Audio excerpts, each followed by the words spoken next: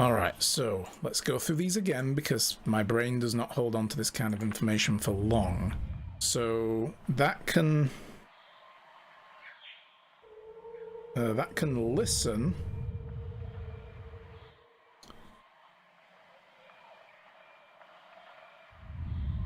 to the, where is it? To the cliff. So that's the cliff side. It can listen to the cliff. So we can establish a shout to and listen to between the cliff and here. Okay? And it can also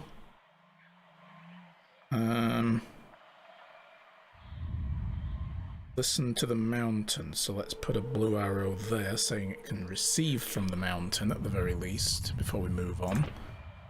And we don't know what any of these symbols are, so it could be any one of these.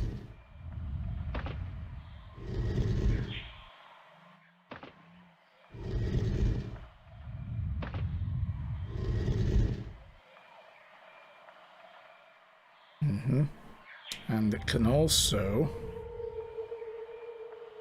shout to the mountain as well. That's another thing I forgot to do. I put that in wrong actually, so but that's all right.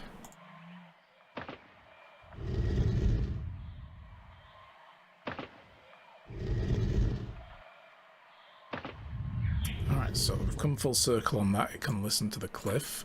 It can shout to the mountain. That's the city emblem, so that's no good. That is this phone. No reason to have it shout to itself.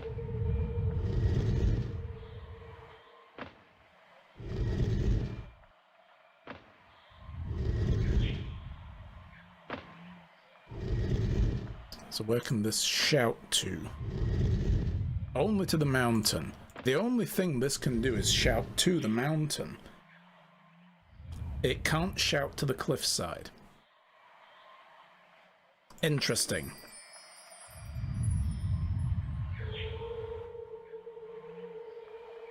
Right, so that's that figured out. We've got to see where the two lines of communication meet up here. So we can do cliffside shouting to the city and set the city to receive it. And that would work. That much we know for now. Now the large tree, let's investigate this one again.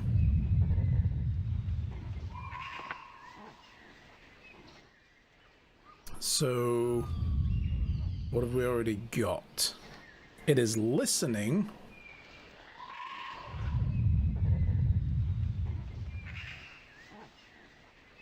to the city. Interesting. So it can listen to the city, but the city can't broadcast to it. That would be no good if it can listen to the city, right? If the city can't broadcast to it. Oh, and it can also shout to the cliff. Aha, and the cliff can listen to it. Perfect. Okay. So we might need it set up that way. Is to have the tree...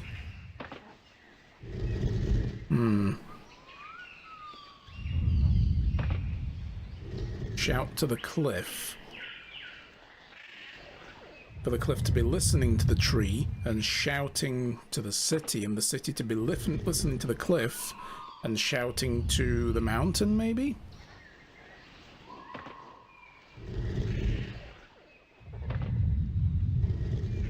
That's the tree logo, so that's no use to us. This can also listen to the mountain. Interesting.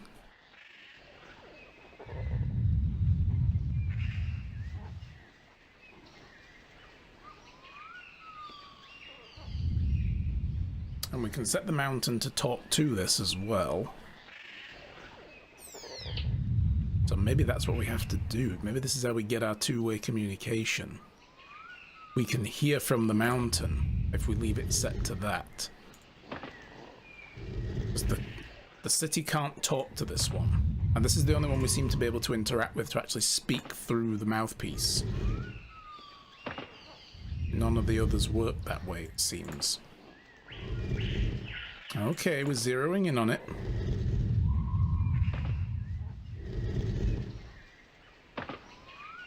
So if we set this to listen to the mountain,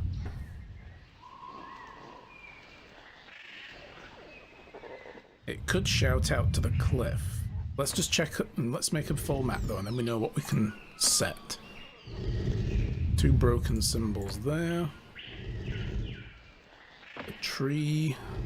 Again, that's its own symbol. That's useless. That's really silly. I don't know why they do that. I mean, I'm hoping that this is the tall tree.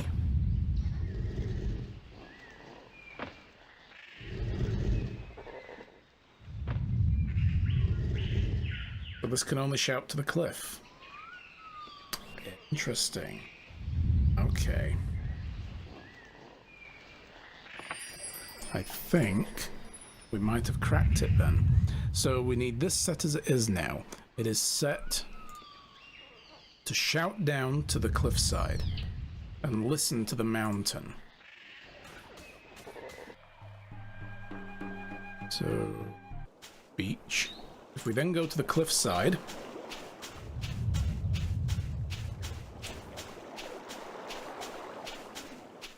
we need it to listen to the tall tree, which it can do.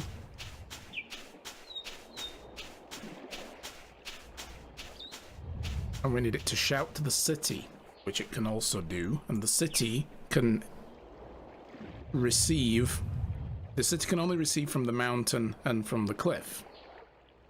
It can't receive from the tall tree, you see, that's the problem. So, yeah, okay. Okay.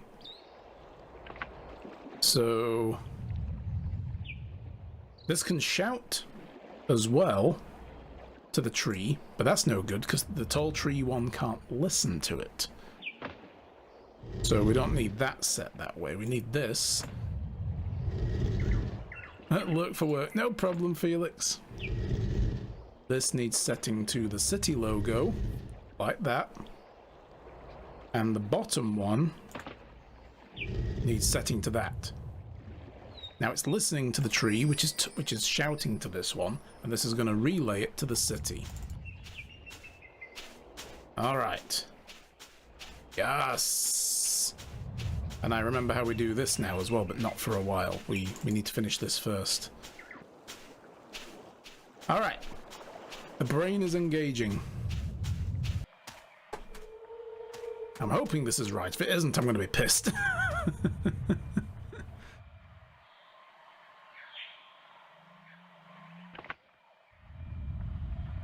All right. So...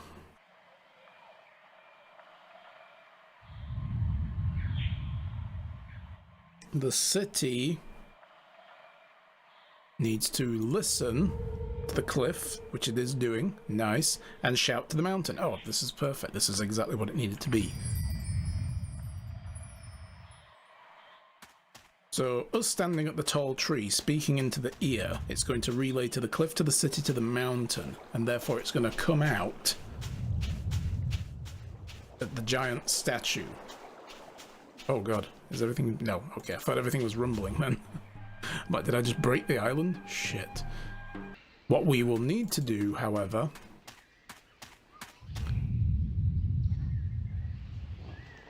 maybe is set this one to talk to the tree. I mean, it should talk to all of them, shouldn't it? But I'm going to set it to the tree anyway, just in case.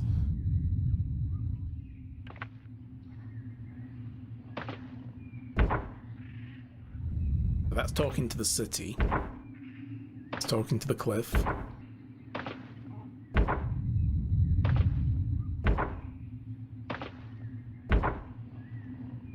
That's the tree.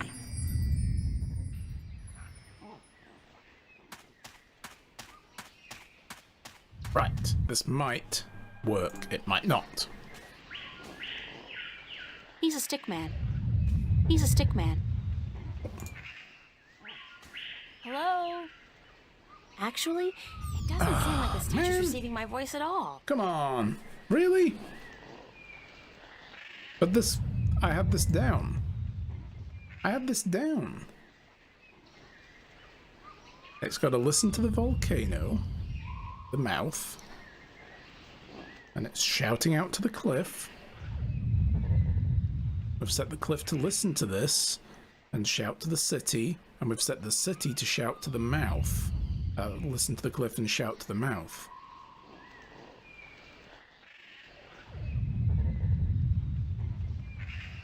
Is that a collectible item on the ground in the forest? Oh, that there, you mean? No, I think it's just a glitch in the texture. Just a flower petal, yeah.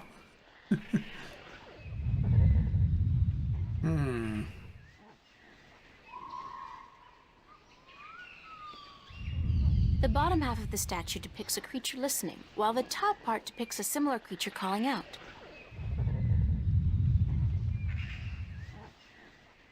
See, the idea is you're supposed to talk into the bottom half.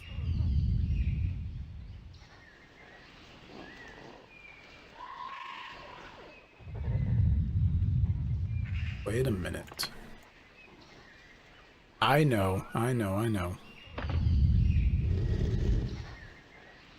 need the bottom half. Okay. You set it to listen to itself. Because they're already all, by default, listening to the mouth anyway. Ah! Maybe the stupid stickman knows? I mean, maybe he does. I don't know. Oh, I can't talk to him now. I can just look at him. Hello? Yo! Okay.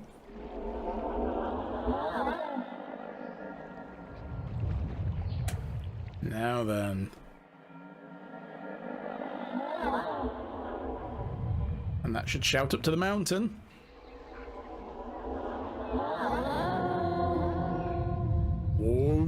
Hello?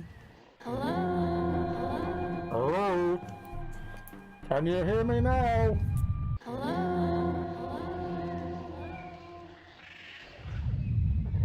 Wake up! Wake up! Wake up! Yes! Wake up!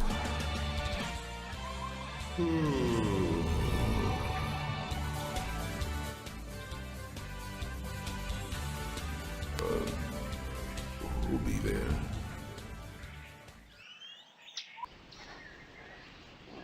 Well then! I am proud of myself. I always had to look this one up as well back in the day. Hello? Quamon? And I had it written down when, like, somewhere once I got the solution. It's your wake-up call, sir.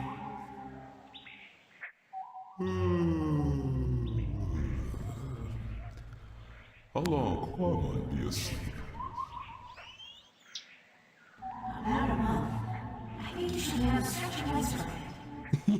You're gonna get a blood clot, dude. Get up. What be the use?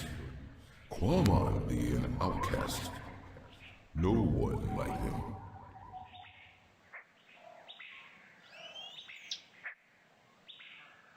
Where are you, Quamon? That be a secret. Quamon want to be left alone. This isn't a private conversation, by the way. Everyone on the island can hear this. This is going through the big mouth. we're having a discussion through the PA system. Could you please stop snoring? Quamon be snoring? No one ever tell Quamon he be snoring. Yeah, dude, it's a thing. But then Quamon always be sleeping by his lonesome. Aww. No woman like Quamon. Aw, dude. Don't say that about yourself, Quamon. I'm sure that...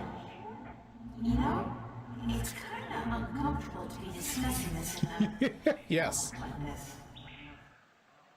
Yes, everyone be hearing about Quamon now.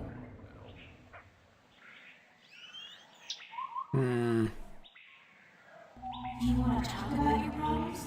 Face to face? What be the point? I'm a good listener, and I'd like to be your friend. That'd be the point. Quamon not sure if he want friend now. Please let me be your friend. Why? Because I'm lonely too. I don't really know anybody on this island, and I need some help. Well, Quamon be wanting to help, but... Okay. Quamon be your friend, and talk to you. My secret place be in the ruins of the old temple, by the wells.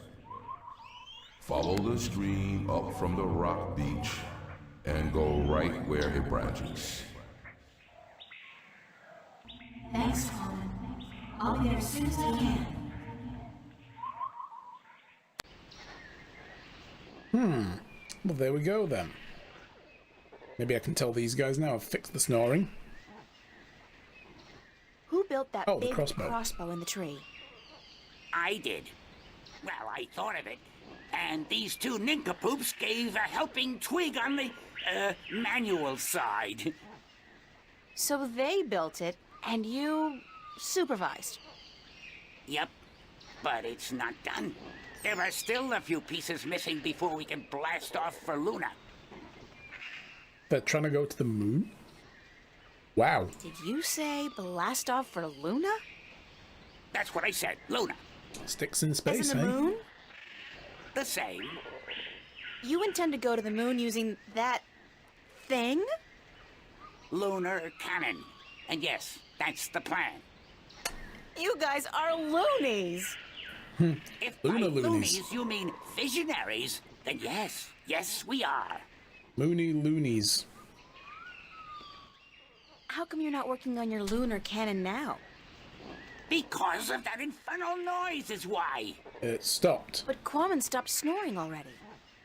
Yeah, but how long will that last? Sooner or later he'll go back to sleep, and then he'll start snoring again.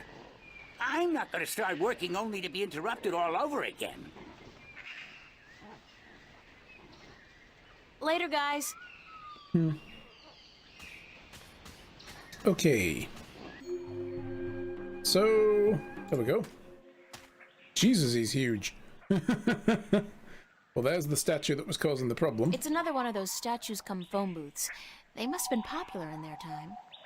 It's a deep well with cold, brackish water and some seriously demented albino fish. That's Quamon, the not-so-quiet giant.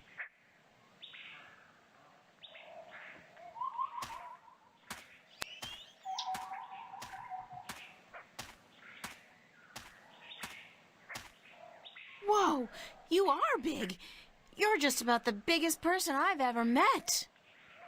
Quamon be a freak. Oh, No one be liking him. I didn't mean it that way. I just meant... April, you know just what to say, don't you? I'm sorry. I like tall guys. Really, I do. You be the only one then, because no one else want anything to do with Quamon.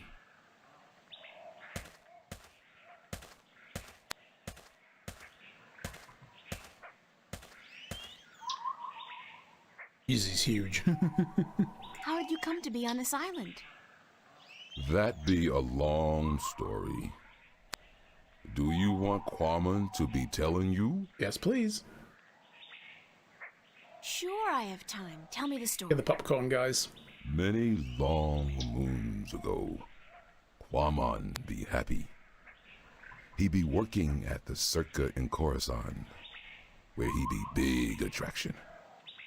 What Big. did you do? Literally. Quamon be the world's strongest man. He be popular. People come to see him from all the Northlands. Some even from east of the Bay of Fire. But then there be an accident, and the Circa tell Quamon to leave, that he be dangerous, and that no one be paying to see him anymore. What kind of accident? Quamon's most popular feat be the breaking of large rocks with his fist. Everyone would applaud when the rock be breaking. Then one day, the Caliph be at the circa to see the performers. He be saying, Kwaman, I hear of him breaking a large rock with his fist. This I want to see.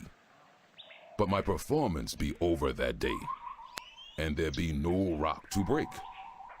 So the circa ringmaster Obran, he be saying, let's get a rock in here, any big rock at all. So they bring in this rock that Kwaman never be crushing before. Kwaman not be sure if it is a good idea, because rock can be dangerous when it breaks. It could But shatter. Obran be saying, this you must do.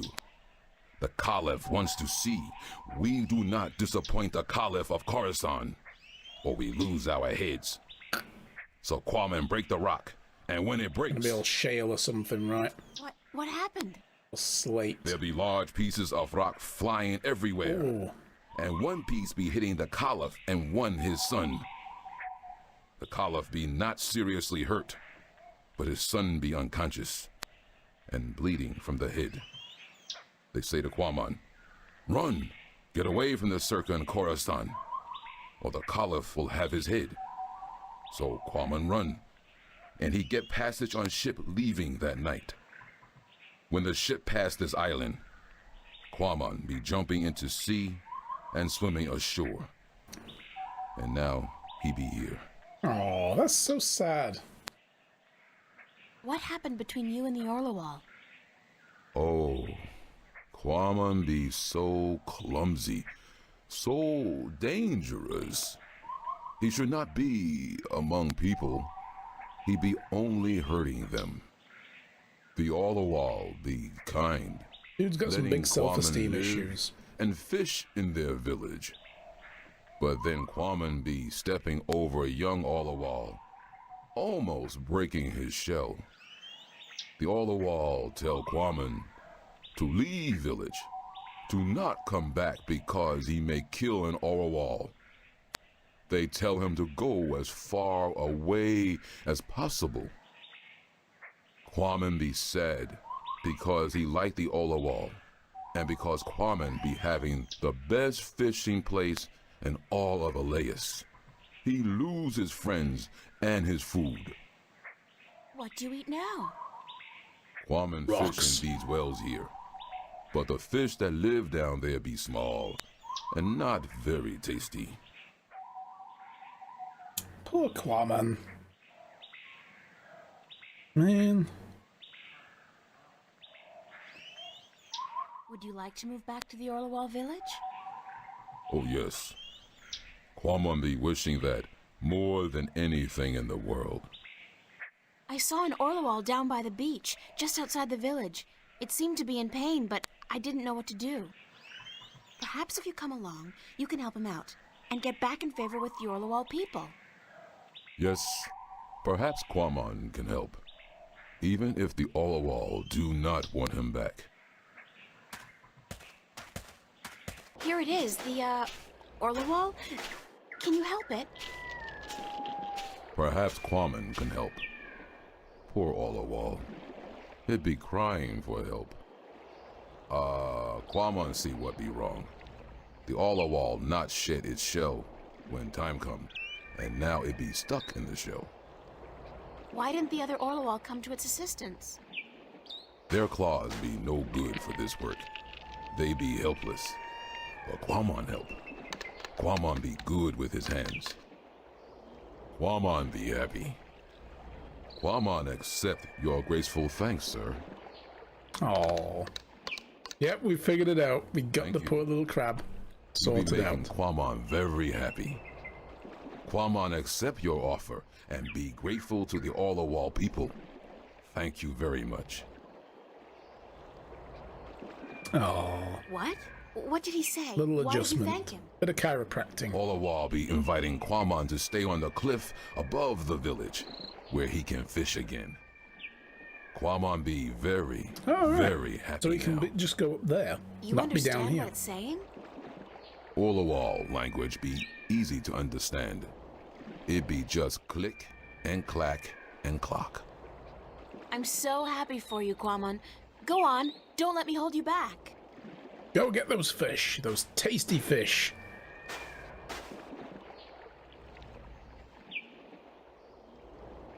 Maybe you can get some taters later. A nice piece of fried fish. Mmm. Big golden chips.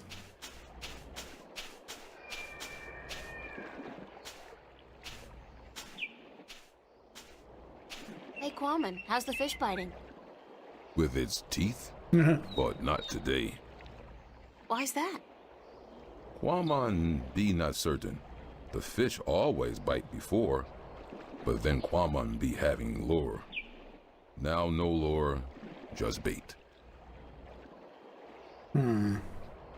What do you need to make a lure? Quamon can make lure with just anything, as long as it be colorful and not get heavy in water. You're a real DIY guy, don't you know? I think I know. Always be something wrong with Quamon. Huh? That was actually a compliment. Oh, Ah. Are you happy now, Quamon? Quamon be happy. He be wanting fish to bite. But if they do not, Quamon still be happy. Aw. Can I borrow your fishing rod? Quamon must catch fish first, so he can eat. After Quamon catch fish, April can borrow fishing rod. Me first. Me eat first. Happy fishing. Thank you. Don't know why we need the fishing rod, but... Oh, actually, I do. But as a lure, this candy wrapper might work. This wrapper work as a lure? Yes, It'll float. yes, with some work. It'd be perfect for a lure. Now Quamon can make one, and hopefully catch many fish. Cool. But maybe we just need to leave him now and come back later and we can get the rod off of him.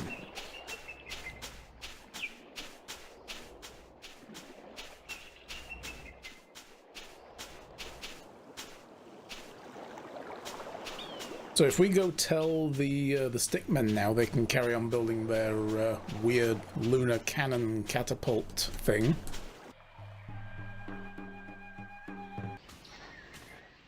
Because Quamon's back to fishing. Even if he goes to sleep there now, he's not going to be snoring across the whole island. How come you're not working on your lunar cannon now? Because of that infernal noise is why. But Quamon has moved back to the Orlowal village. He's not going to disturb you again, trust me. Really? How the heck did that happen? Nah. I became don't his friend. care. The important thing is we can work again. Thanks, lady. It happened with the power of friendship.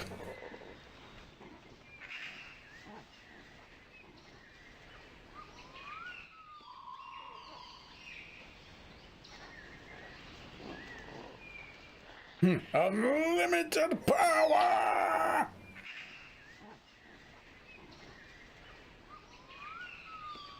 That does look like something that I should be able to pick up, doesn't it? Like a Swiss Army knife or something. But it's a squished petal, I think. I think it's just a graphic glitch. Ooh, okay. That's those guys done. Let's go see what they need. They probably want a rope. How's it going? Almost there. Oh, one tiny little problem, though. And that is? We don't have a bowstring for our, Or maybe the rod's used for Drive that. mechanism, Wick. what he said, yeah, we need a bowstring. Something strong and flexible and sinewy. That's not going to be the rope. Like what? I don't know, lady. I'm no engineer. I'm just a supervisor. String made from animal guts would be perfect. Yeah, but look at us. Do we look like the kind of stickmen who'd make good hunters? Do you see me going after a gate beast carrying what? A cone? A dry leaf sharpened to a razor edge? That could work. Alright, well guys, look, it's time for a break anyway. Hi guys, welcome back. Okay. Let's move on, shall we? So they want something sinewy. I'd be happy to talk to you later, but I got some fine-tuning to do before I'm done. Can't talk. Busy. Can't talk, busy. How's it going? Nah, we're missing a bowstring. Can't finish the job without it. String made from animal guts would be perfect.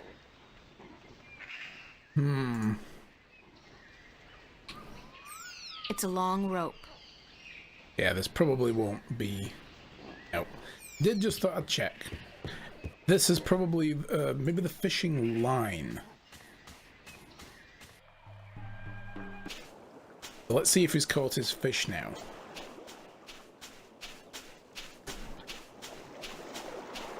Yes, fishies. All the fishies. Fish. I had a quick bowl of cereal for my lunch because I didn't make anything to eat today. Hey! Oh god damn, that's a big fish. Looks like Quammen just had himself a solid lunch. Yeah. That was quick. There are only that. bones left of his catch. It's like a monkfish. It's huge. Can I have the skull? Yeah. Gimme, gimme, gimme. The remains of Quammen's catch, and a very convenient shape it is, if I may say so. Like a hook. Mm-hmm. It's Quammen's fishing rod. Let's ask first. Did my lure work okay? It'd be working very good. Quammen catch a large, tasty fish very quickly. April be wanting a taste? Ooh. No. No offense. I'm just not too fond of seafood. This not be seafood. It be human food. But the sea doesn't eat anything. Why is it seafood? What's Quammen gonna be doing now? Quammen be sitting here until the sun sets. Oh. Then he be going to sleep. Oh. And tomorrow? Quammen be deciding that when he wakes up in the morning. Man, you got relaxing down to a fine art. Quammen not be knowing anything about fine art. He be a Philistine. I'll see you later, Quammen. So will I. Goodbye. Is that I'll see myself later too? Alright, I guess I can take his fishing rod now. I don't figure I'll be needing the rod anytime soon, but I'll borrow the line.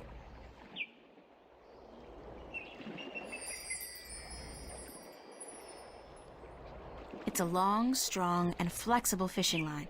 I borrowed it from Quammen's fishing rod. Alright. Bye, Quammen.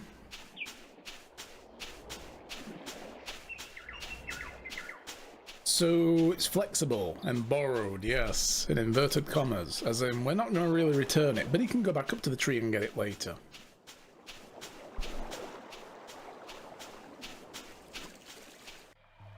Alright.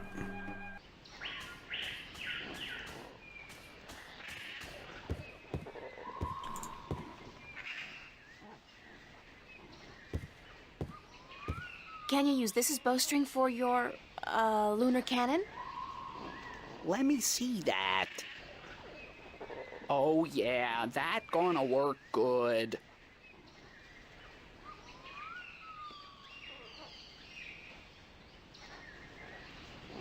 All right, listen up.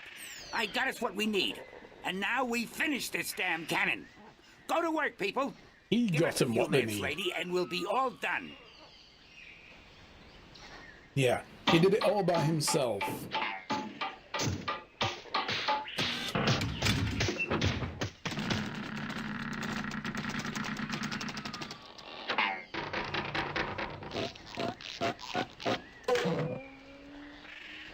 It worked.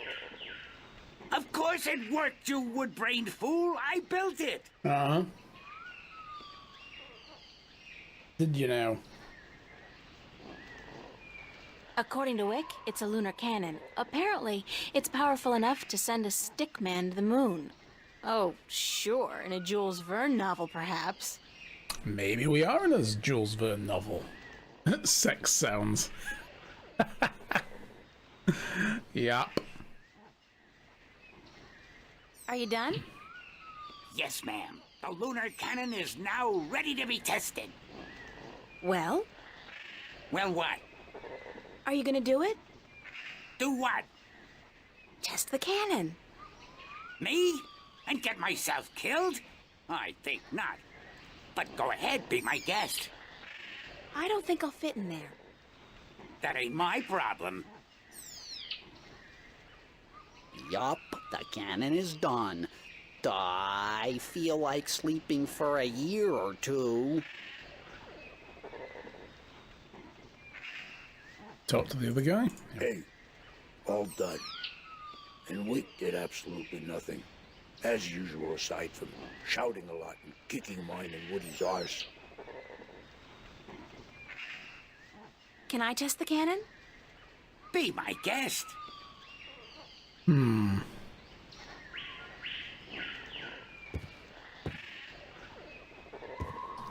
How do I do It's the this? Stickman's lunar cannon. Do we fire this thing, maybe? Oh, I remember. Hang on. Do we combine this with this? Yes, we'll make a grappling line. I just Yes! place the hook along the bowstring, like so, and let the rope trail behind it. Okay, we're ready to fire. Yeah, you remember this one? Yeah. Let her rip. Boing! Yo! Hell yes. Later, losers!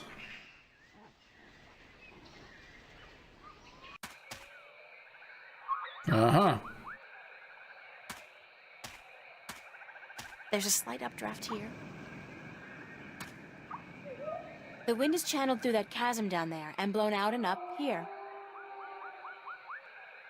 This is the village now. It's a leathery creature with wings, like a mix between a giant bat and a pterodactyl. Must be one of the Elation. A It looks more like a pterodactyl. warrior than a storyteller, though. I hope it speaks English. I mean, Altung. Speaking you all Tungo. Can you help me across? You are human, and we don't allow human strangers into our village. If you wish to trade, let us know where your ship is anchored, and we will send traders to you with our merchandise. I don't have a ship, and I didn't come here to trade. I came to talk to your leaders. Came here to kick ass I'm and chew sorry, bubblegum. We don't allow strangers into our And I'm all out of ass. What's up this road? The Elation village of Tamar. Where's the Elation village of Tamar?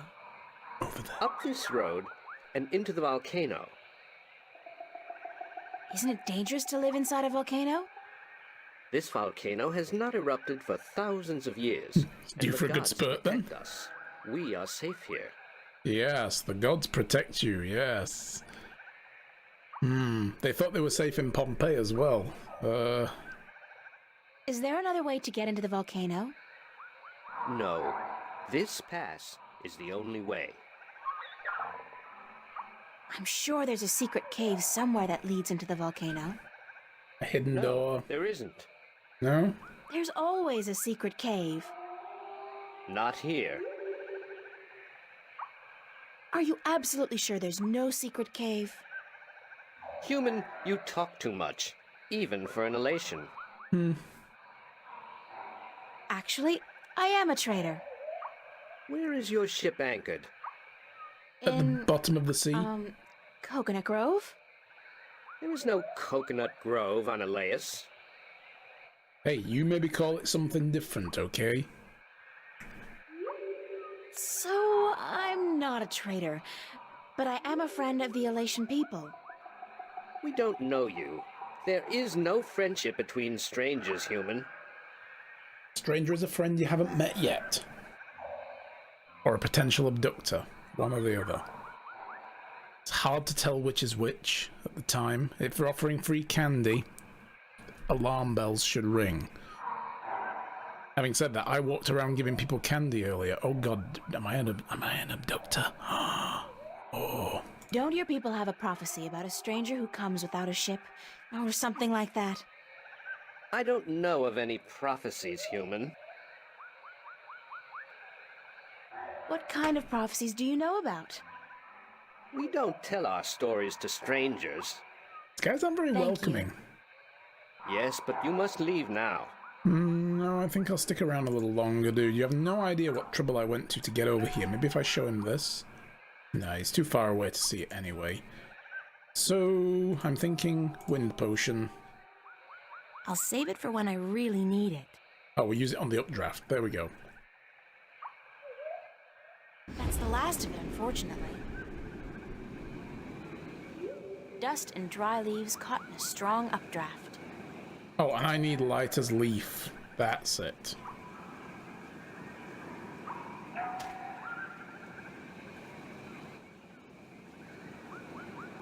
Oh, God, I think I'm gonna throw up. That was so not appetizing. Weirdest thing, though, I do feel lighter. Like I lost 90 pounds. I can't even imagine what people would pay for this stuff back home. Ah! Whee! And then what we miss? No. It's okay, we're good. Stuck the You landing. flew across the chasm. You don't have wings, but still, you fly like the Elation. Believe me, I'm as shocked as you are. Are you the Windbringer? Oh, yes. I know you are, but what am I? Yes, I am. This is an exciting day. Remind me again who the Windbringer is. It's said that someone not of the Elation shall come among us to float on the wind like an Elation, to learn our stories, to bring the wind back to us, and to bring us into a new and happier age. Is that all? You know, I'm starting to forget how simple my life used to be. Family, friends, grades, boys, no prophecies, nobody looking to me for salvation. Boring, I don't right? understand, Windbringer. You should speak with our teller up in the city. She'll be wanting to see you, I'm sure.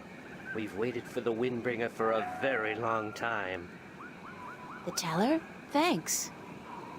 No, Windbringer, thank you.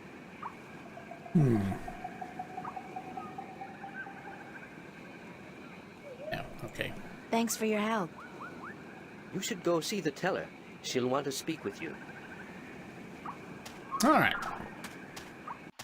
You know, I was going to make that joke as well, Photo. They have a teller, but do they have a pen? I was going to say, have you met my friend Pen? But anyway, you beat me to it. I was going to wait till we got there. Damn it. It's an old man, I think. So you stick around this channel Difficult long to enough, you tell, start thinking since up they're all bad kind of old. jokes. Oh! Hello. Good day, stranger. What would you hear among the elation? I need to speak with the teller. The teller? I want to Go learn down magic. into the city and you will see the castle.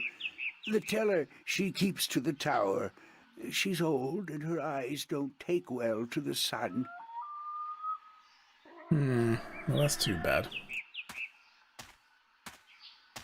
When the city was inhabited by its original population, that tower was probably an important one, part of a temple or a palace. Now, though, it's just another ruin.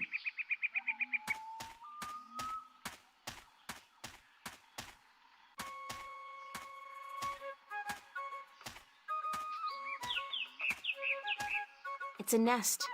They don't all seem to live in nests, though. There are quite a few inhabited buildings in this village. It's a little Elation girl. Oh. I remember her. She's sweet.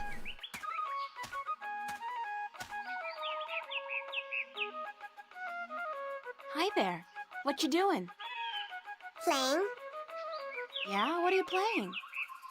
Nothing. My daddy's in the castle watch. He's allowed to sharpen his claws. Really? My daddy owns a farm. Yeah? Do you have animals there? Sure. He has some cows and some horses and... What's cows and horses? Well, cows are big, brown, fat animals with 4 legs and white spots. And they go moo a lot. And horses? Horses are fun to be around. They run really fast and they can jump over tall fences and they look beautiful and graceful. But the best thing about horses is that you can ride them. I can run fast, too. Cows go moo. But I can't fly yet. My wings aren't fully formed. But when I grow up, I'll fly far away and see everything. I'll go see our horses. Oh. That would be nice. My name's April. What's yours? Saina, will you be my friend, April? Of course, Saina, as long as you promise to be my friend. I promise. Oh, she's precious. I like her. Do you know where the teller lives? Over there in the castle tower. My daddy's watching the entrance so that only nice people can get in. Do you think he'll let me in? And he's letting a stranger I talk don't to his know daughter. if you're nice, but you have to ask my daddy. Free candy? Oh, God. Where are the other children in your village? Oh, they're in school now. And why aren't you in school? Because I'm ahead of everyone else. I'm really smart, you know. I'm the only youngling to have learned the first tale this soon. So some days, I get to do what I want. It's a little boring, though. I wish I was in school. At least there I could sing and play and jump around with all the other children. I mean, I'm going to say, why don't you just go anyway then and just chill? Why don't you go to school Beat up at the anyway? back of the class. Because they say I would just distract the other children who are still learning their first tales. It's not fair. I mean, I get to play by myself and everything, but that's not fun all day. And my mommy's working on her pottery at home, and she doesn't want me disturbing her because she might make a mistake. But the day after tomorrow, I get to go back to school because then we're going to learn some more flying lessons. They're always a lot of fun, and I'm getting pretty good at that too. I bet. I wish I had wings like you do. Yes, they're very good to have when you fly. Have fun, Saina. Are you leaving? Yeah. Yes, I'm sorry. but Wings there's are some good to things I have if to you're do. flying, guys. Grown-ups are always too busy. I mean, you know, as opposed to flying without them. And that's more not flying, really, is it? It's a young Elation female working with clay. Oh, that'll be Mom.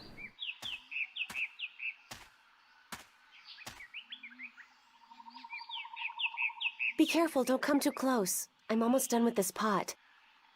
Sorry. Are you here to buy pottery? I didn't think traders were allowed up here.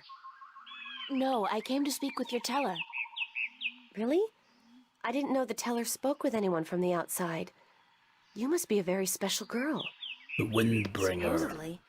My name's April, by the way. Nima is my name. Nima of Ta'ama. The only Elation village on Elase. I like your pottery. It's our craft. That and storytelling. But storytelling can't buy merchandise or food. I know a lot of people who live by telling stories, although I guess that's kind of different. They are lucky then. Not that I don't enjoy making pottery. It's good to feel the wet clay between my claws, to shape it into whatever I wish. It's almost like creating a new life, I think. I don't have a husband yet, so I haven't tried. Oh, so that's not Have Mom. you? Do you have a husband and children? Neither, thank God. I don't think I'm ready for that yet. I was 18 turnings this spring. I'm ready for a husband, but I've yet to court anyone who could make me soar on the winds. I think the men of Ta'ama are dull and timid. What about the guard on the road below the village? He's our age, isn't he? Isom? He's quite pretty, and his wings are big, but I don't think he likes me. He Size never isn't looks at everything. me or talks to me. That doesn't mean anything. He could just be shy. Maybe you could talk to him, find out who he likes. Oh god, this But is don't getting say high I sent school. you. Sure, I can do that. Thank you, April. Thank you, Nima. That's when we find out he's gay. You're welcome, April. Yeah. Or he's got a thing for human girls, like, oh shit.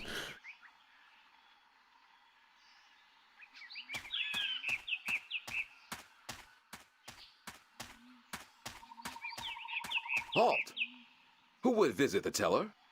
The Windbringer and the Water Stiller. I'm the Windbringer. The Windbringer? You are not the Windbringer. Are you? How else would I have been able Tell to me. get up here? I am the Windbringer.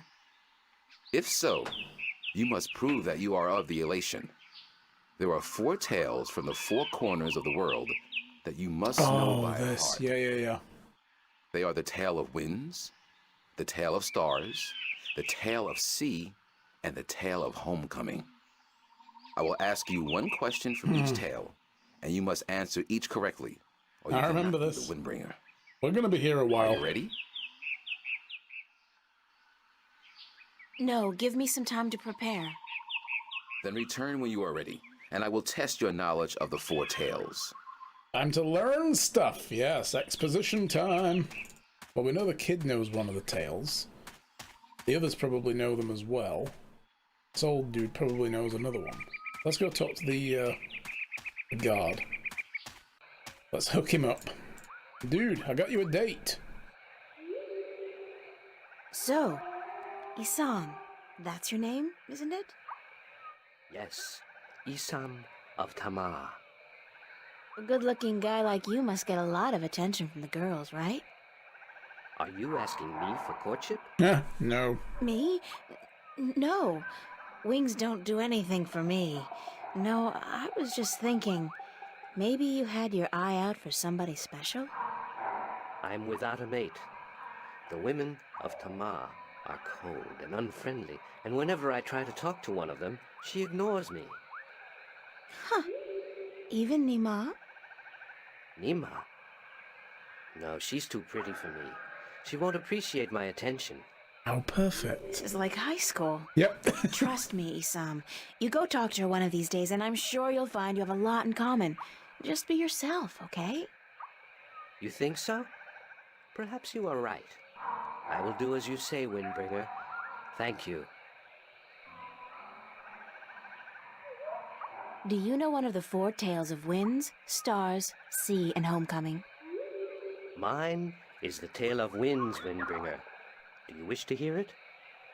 Very much. As long as it's not a joke I about shall eating tell it. beans. This is the tale of winds, my tale, and I pledge to tell it in my own words, as told in turn by my teacher. In the village of Karan, in the mountains of tall winds, there lived a young Elation woman named Iwana. Iwana had one desire above all others, to soar higher and farther than anyone else. And even though her wings were no broader, nor her body sleeker than anyone else's, she pursued this foolish desire without rest. And as time passed, she did soar higher, and she did fly farther than the other young Elation in her village, and her name became known far and wide amongst the tribes of the mountains of tall winds. But still, Iwana was not happy. She was not happy because, in her vanity, even though she was a better flyer than almost everyone else, and to her eyes, she was still not good enough. She wanted to be so much better than anyone else that she would be remembered for all time as the best flyer amongst all the Elation. And so one day, Iwana decided to climb to the top of Mount Bakta'ana, the Tower of Light, and to soar from those giddy heights to the ends of the world. Her friends and her family pleaded with her not to, because every Elation knew that to soar from such heights was dangerous, that at such heights the air was thin and the winds treacherous. But Iwana would not listen, and on a cold and clear morning she climbed up the Tower of Light to the rock and the ice at the very top. From there she could see to the ends of the world. And it brought tears to her eyes to know that now, finally, she would be greater and better than any Elation before her. And so Iwana spread her wings and leaped off the mountain. Those who watched her from far below said that for a split moment Iwana soared, and she soared higher and farther than any Elation before or since. But then the treacherous winds caught a hold of her, and the thin air made her plummet towards the ground, and to fall to her death amongst the rocks at the base of the mountain. In her vanity, Iwana could not see beyond her desire to be the very best. And vanity always stands to fall. That was the tale of winds, my tale, and I told it in my own words, as told to me in turn by my teacher. So you've all got that, right? Because we're going to get asked a random question about all of that.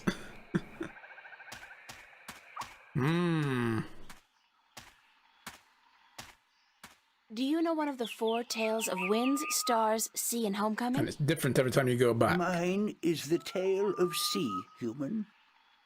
Would you mind telling it to me? I would be happy to do so.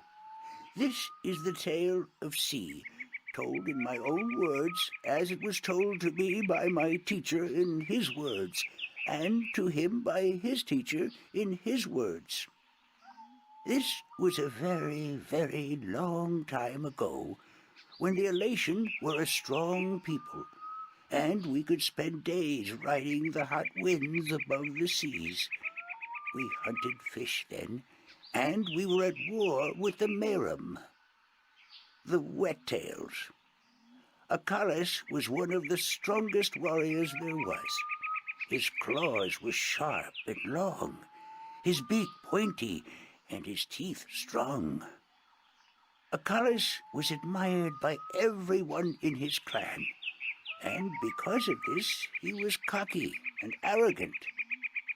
So one day, the teller of Akalis city asked him to perform a very important and very special duty, to bring a sacred jewel to the teller of an Elation town across the sea. This particular jewel was very important because it signified a union between the 2 towns, and it would benefit the people of both that it was delivered safely and promptly. Akalis grinned and told the teller that he would deliver the jewel both quickly and safely, and that she was not to worry. But the teller did worry, because Akalis was young and too sure of himself. But she wanted to test him, and to teach him that sharp claws, a pointy beak, and strong teeth are not all a warrior needs, that a warrior must also be wise and careful. So Akalis set out across the sea on his flight. It was on the 4th day that he spotted something in the water that caught his attention, and forgetting his duty and following his curiosity, Akalis dived towards the water to investigate. When he came closer, he saw that there were Merum in the water, foolishly hunting close to the surface, and Akalis saw an opportunity to again prove his might as a great warrior to his people, and to capture the fins of a few Wet-tails. But this time, Akalis' arrogance got the better of him, because the Merum had set a trap. As he dived towards the Merum with his claws, a spear shot up from the water to hit him. Akalis struck the water and dropped the jewel he was carrying, and it was all he could do not to drown. Akalis was bleeding, and the Merum were grabbing onto his wings and his legs, but he fought bravely, and finally he managed to escape. But even though he now lived, he was dead inside, because the shame of losing the sacred jewel would always be with him. Akalis could not return to his village, because he had neglected his duty to his teller and to his people, and so he went away to a small island where he could be alone. To himself and his people, Akalis now became the Lost One, he who had been on a sacred mission but had failed in his arrogance. A year passed, and one day Akalis met with human traders from a ship that came close to his island. From the traders, Akalis heard speak of a hideous creature that lived in the sea, the Octawoe. The Octawoe was said to have a third eye, like a jewel, and that this eye pulled hapless sailors into its deadly eight-armed grasp. Acalis knew immediately that the Octowo's third eye had to be the jewel that he lost in the sea a year ago, and he now saw the opportunity to redeem himself. But Elation were not used to water, and the thought of submerging himself in the cold, harsh ocean chilled Acalis to his heart. But he was the lost one, and if in his death he could at the very least redeem himself, to his own heart then it would be worth it. So Acalis fashioned himself a spear, because in the water his claws and his beak would be too slow, and he flew out to where the Octowo was last seen. And then Acalis dived into the sea. The dark water closed in on him, and his wings and legs went numb. But still Acalis kept pushing down until he saw the lair of the Octowo. Spotting Acalis, the Octowo attacked, and Acalis saw the monster's third eye, his sacred jewel, shining bright in the darkness, and his heart was filled with a sense of duty and courage that he had never felt before. But as he began fighting the eight-armed monster, Acalis realized that if he were to fight like he usually did, he would not stand a chance. He would have to think differently.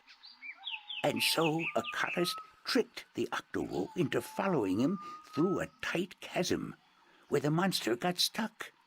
And then he swam above it, and using his spear, tipped a rock on top of the Octowo. Swimming back down again, the Octowo was flailing helplessly. Now, almost out of air, Acalis took the sacred jewel from the Octowo's head and swam back up. Finally, Acalis could deliver the sacred jewel to the town across the sea, and upon returning to his village, he went to the teller, bowed his head, and said, "Forgive me, teller, for in my arrogance I thought I could do everything.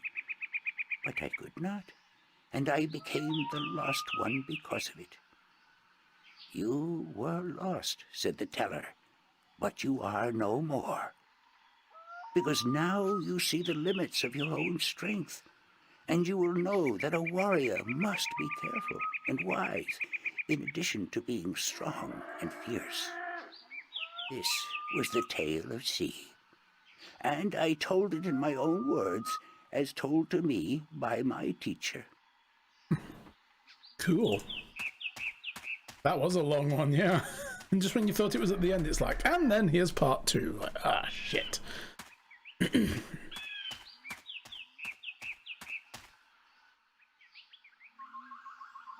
Hi, Totally Saya. making notes. Hi, April. Do you know one of the 4 tales of winds, stars, Like hers is the seas, and homecoming? stars. Yes, my mommy taught me the tale of the stars. It's a really pretty story. Do you want me to tell it? Please, Sayana, I would like that very much. Okay. This is my tale, the tale of stars, and I tell it to you in my own words, as it was told to me by my teacher in her words. In the small village of Jinjay near the rumbling hills of Onion, there lived a girl called Mona. She was a curious girl, and she would always get in the way of grown Elation.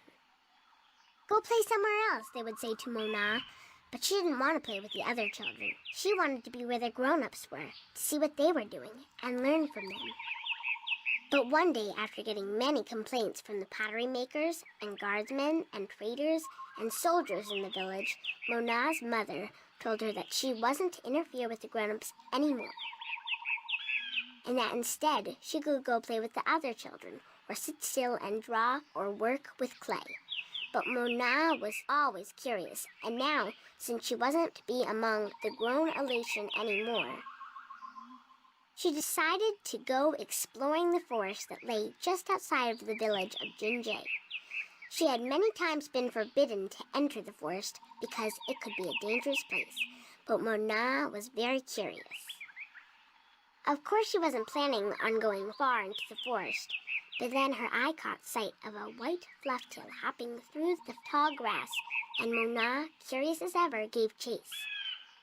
The flufftail ran away into the forest, and Mona followed, blind to where she was Found the going, dribbler. and interested only in catching the white flufftail so that she could keep it as a pet. But then, after a good while, the flufftail disappeared into a hole in the ground, leaving Mona alone in a small clearing, somewhere deep inside the forest. She was exhausted after running after the flufftail for so long, and as she looked around the clearing at the unfamiliar trees and flowers, she realized that she hadn't been paying attention to where she was going. Not for the first time her curiosity had gotten the better of her, but this time it was serious. Mona was too young to fly, and she had very little sense of direction, and chasing the white flufftail had made her dizzy and tired.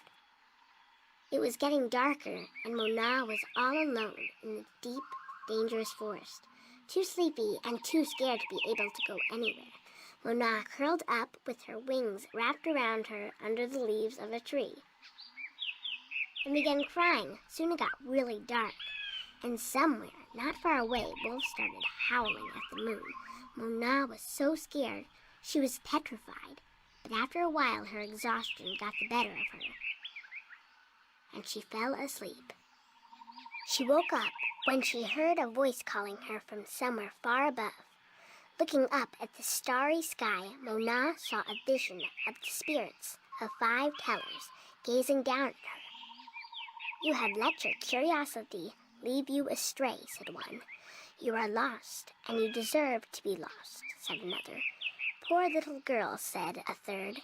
"We will help you home," said a fourth.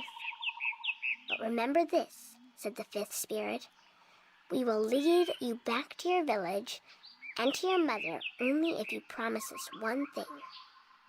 "I promise," said Mona. Welcome back. "Whatever it is, I promise I will do it." "Very well," said the 1st spirit. "You will make the story of this night into your own tale, and you will call it the Tale of Stars."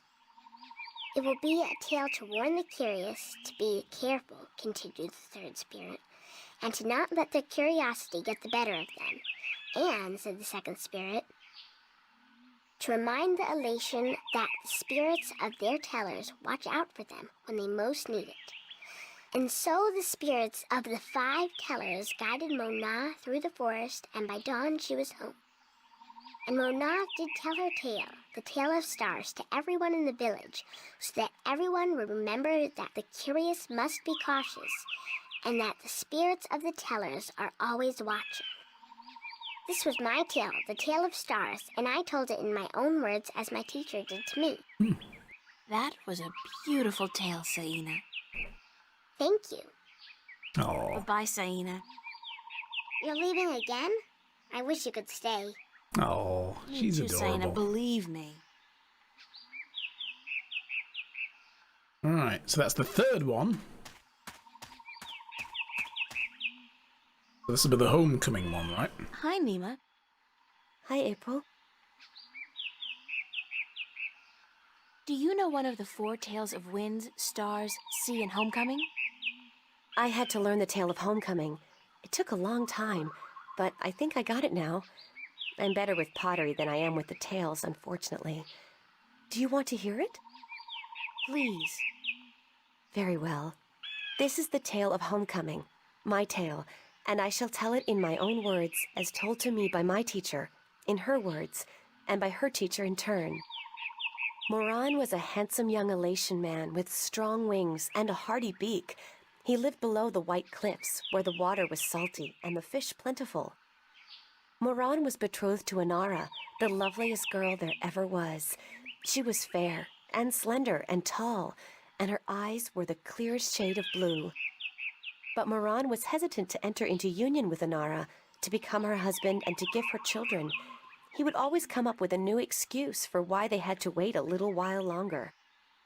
Now, Inara was skilled at pottery, but even more so with stories, and the teller of the village had many times asked Inara to be her apprentice, to learn all the tales, so that someday she could take over as the teller. But Inara refused, knowing that if she did accept the teller's offer, she would never be able to marry Moran, because a teller cannot have a husband nor children of her own. Her refusal to become the teller's apprentice was unheard of, because who could refuse such an honor? But to Inara, love was more important. Her love for Moran was beyond honor, beyond reason. But despite Inara's love, Moran was still hesitant. And then one day he told Inara, "I am traveling on a pilgrimage to the far shores. I will be gone for some time, and while I am traveling, and in accordance with our traditions, I will be freed from our betrothal.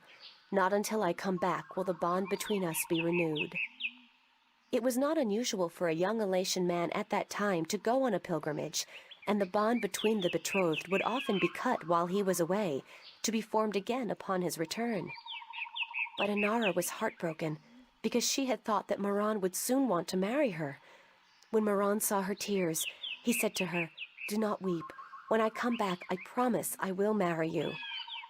Just wait for me, and stay with your pots, to make the time pass quickly." And then Moran left on his pilgrimage to the far shores. Many years went by, and Moran had exciting adventures on the far shores. But by and by, he began to long for home, and for Inara, and now he had finally realized that he loved her, and that he wanted to marry her.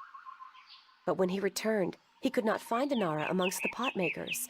He went to visit her family, and they told him that, after waiting for many years, Inara accepted the teller's offer of apprenticeship. And that when the teller left on the last wind during the previous winter, Inara herself became the new teller.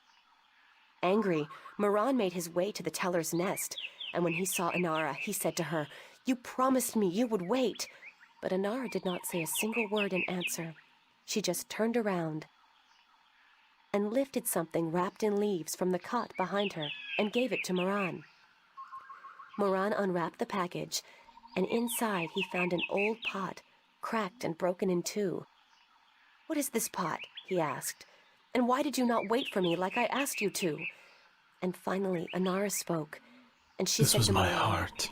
"I made this pot for you, my dear Moran, when you left, because I wanted it to be my marriage gift to you. But when many, many years passed, I finally realized that you did not love me the way I loved you, and to live hoping otherwise would be death." "But I want to marry you," cried Moran. "I came back." But Inara just nodded at the broken pot in Moran's hands and said, "Like an old pot that is left without care, a heart may break in two, and a broken heart can never be mended." And so Inara turned away, never to speak with Moran again, and Moran's heart, like the pot that was left untended, broke in two, because absence makes a heart brittle. This was the tale of homecoming, my tale. That was depressing. And I told it in my own words, as told to me by my teacher, and as I will tell it to my student when the time comes. Bye, Nima. Well Goodbye, then. April. This is the tale of homecoming. There once was a man, a Spider-Man. No, wait, wrong series. Yeah. You see, and he was far from home. So maybe she was the spider, and he was the other one, I guess. But he's in another tale. Yeah.